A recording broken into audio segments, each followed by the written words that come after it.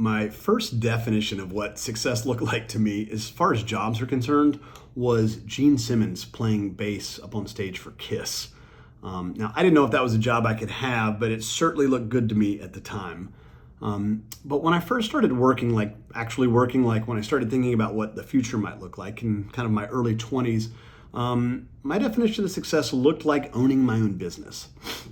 Now, at the time, I had a couple of bosses somewhere around that time that were self-employed, and their lives looked good. They made their own schedules. They kind of called their own shots. They could do the work they wanted to do and turn down the work they didn't want to do.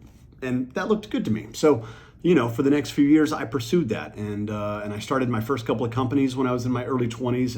And I got to kind of fulfill or execute on that vision of success for my life. Now, in my late 20s and early 30s, I started to grow weary of being broke all the time and kind of stressed out as an entrepreneur can be sometimes.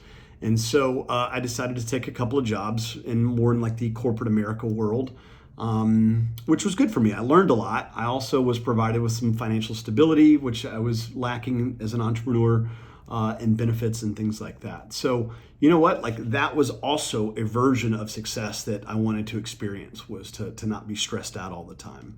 And so that was great. In my mid-30s, I was kind of done having a boss again, and so I was back to being self-employed. But I chose work that allowed me to be a little more financially secure this time.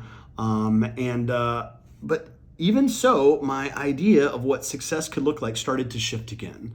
For the next 10 years, while I was at Stoked and working at the D School, I was found that I got to work with some of the smartest, most supportive, most creative people I'd ever met in my life. And that in no way had it ever made it onto the kind of the map of what success looked like for me. I'd always thought about things like money and where I was going to live and the car I was going to drive and maybe the title I was going to have and, that kind of crap.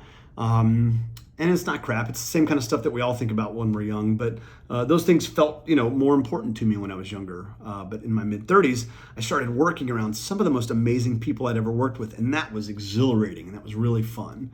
So that expanded my idea of what success could look like. The other thing that expanded my idea of success was working abroad. I started doing some work internationally and loved working in the context of different cultures and working with people who had very different ways of approaching things. And I found that to be incredibly challenging and thrilling and loved that part of my career. These days, my definition of success kind of continues to evolve, but mainly because I choose to evolve it intentionally.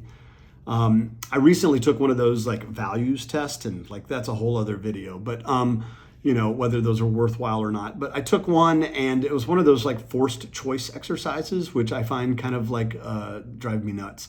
But it was kind of interesting. It comes up with my top two values are helping other people and doing work I like. Now, if you know me, this is in no way surprising to you. But you can bet it would be surprising to my 20-year-old self, right? I have definitely outgrown my 20-year-old self's version of what success looked like. So all that to say is that if your idea of what success looks like still stems back to your late teens and your early 20s, it might be time to do a little bit of revision. So here's my ask of you. I would say sit down and take a look at your current idea of what success is. So maybe just jot those things down, those top 3 to 5 things, and just make sure that your current self is in love with your current definition of success. And if it's not, feel free to draw up a completely new definition of success based on what you love today.